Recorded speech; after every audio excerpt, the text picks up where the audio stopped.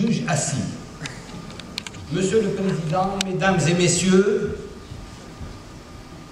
je vous salue.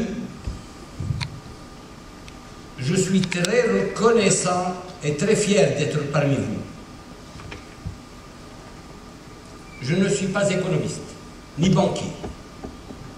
Je suis acteur de la vie politique chez moi en Tunisie depuis 42 années, du moment où j'ai mis en exécution un programme qui aboutira à la création d'un mouvement politique qui s'appelle le mouvement de la tendance islamique et qui a pris sa nomination dernière d'être le parti de Nahda.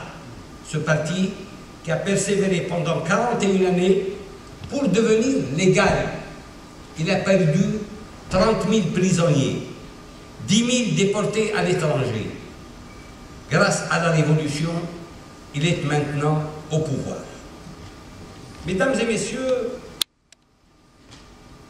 je viens de la Tunisie, ce petit pays limitrophe, à quelques minutes de vol de la Sicile.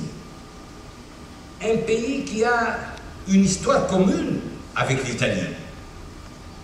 Nous avons été gouvernés par les Romains pendant 6 siècles. Et nous avons pu gérer les affaires de la Sicile et de la partie sud de la botte italienne à partir de la capitale de Kairouan pendant 550 années. C'est-à-dire, nous avons quelque chose de commun.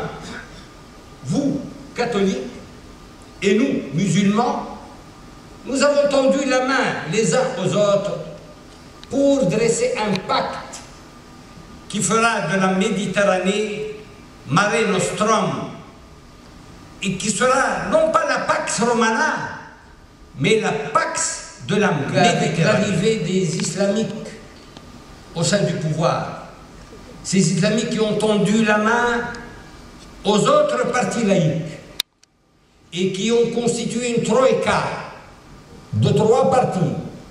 L'un est islamique et les 2 autres sont laïcs, pour prouver qu'il y a un dialogue entre les islamiques et les non-islamiques.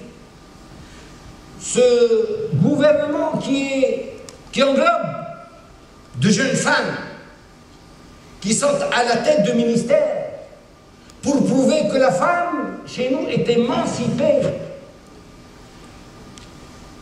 Ce mouvement qui est contre le terrorisme, qui est pour le dialogue, pour l'ouverture, qui est pour le respect des libertés publiques et personnelles des gens, et qui met en place maintenant toute une administration qui respectera ces principes de la vie humaine et de la vie que nous vivons, nous tous, au sein de cette civilisation nouvelle que nous sommes en train de mettre en place, nous ensemble, pas vous seuls, mais à nous de faire de notre côté pour mettre en place ces principes en exécution.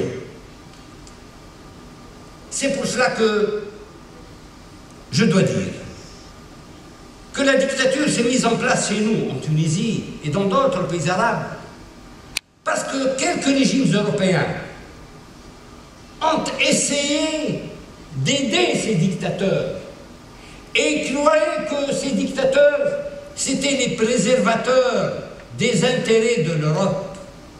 C'était leur muraille devant la destruction, devant le désordre des islamiques. On craignait toujours les islamiques. Pourquoi? Parce que vous avez des exemples qui ne manquent pas.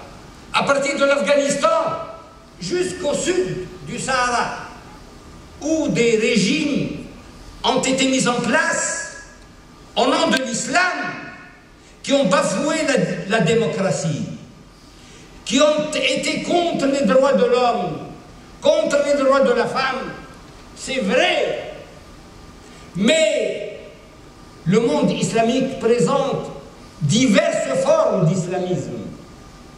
L'islamisme que nous professons chez nous en Tunisie, c'est un islamisme de dialogue, c'est un islamisme d'humanisme, c'est un islamisme qui met l'accent sur le côté social, sur le côté culturel, Sur le côté économique, ce n'est pas un islamisme qui est contre les religions.